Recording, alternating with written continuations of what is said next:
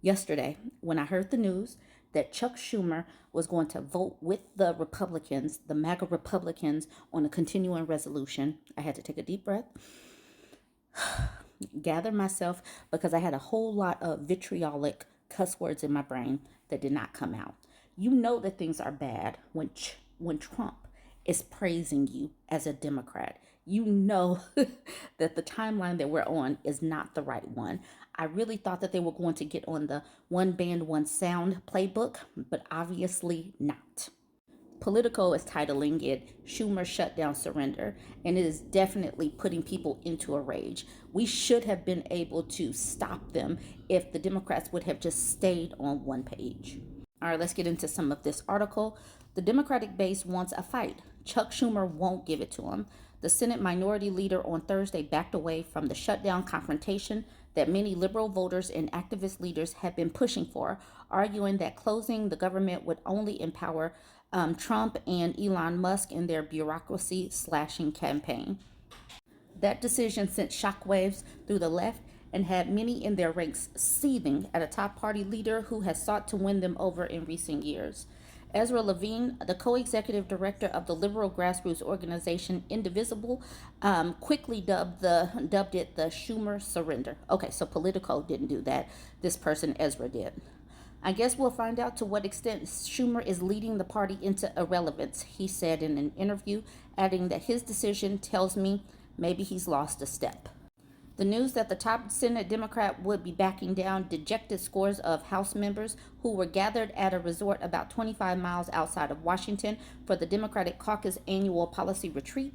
They had stuck together behind House Minority Leader Hakeem Jeffries, who had wrangled all but one of his members to oppose the Republicans' 7-month funding patch earlier in the week. This is definitely a slap in the face to Hakeem Jeffries.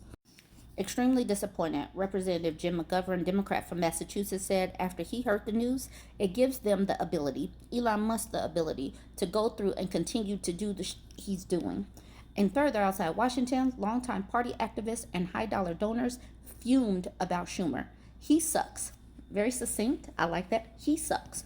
One state party chair who was granted anonymity to respond candidly, adding that the cave constituted political malpractice. He sucks and political malpractice. I like it. But here's Schumer's points. His points were twofold. First, the shutdown would play into Trump and Musk's hands. He argued allowing them to put their slash and burn campaign into overdrive. His second argument was more political and in keeping with his long history as a leading strategist counseling his party to pay heed to the concerns of America's middle class above all else. So those are his talking points. In the comments, weigh in. How do you feel about this? So let's talk about how some of the other Democrats feel. This is an article from The Hill. Dozens of House Democrats penned letters to Schumer urging him to reject the CR. Okay, here's the first letter. Dear Minority Leader Schumer, as members of the House Committee on Appropriations, we urge our Democratic colleagues in the Senate to reject the partisan and harmful continuing resolution that will only serve to enable President Trump, Elon Musk, and the Republican Party's ongoing efforts to unilaterally and unlawfully destroy the agencies and programs that serve the American people.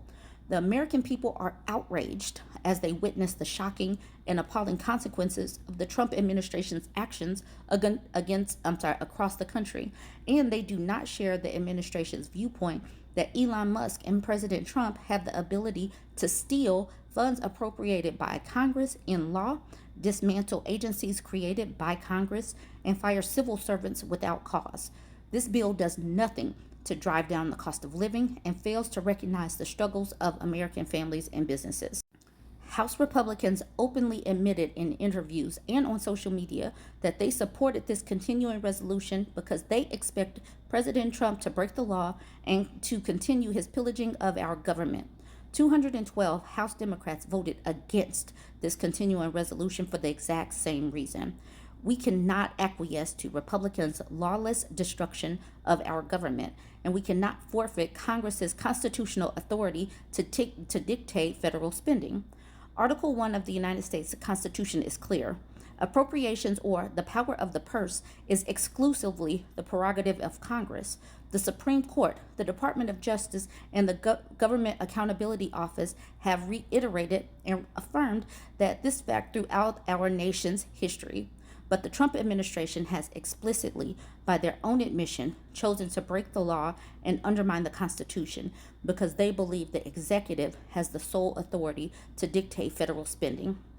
Congressional Democrats must defend the rights and powers of the offices we were elected to hold.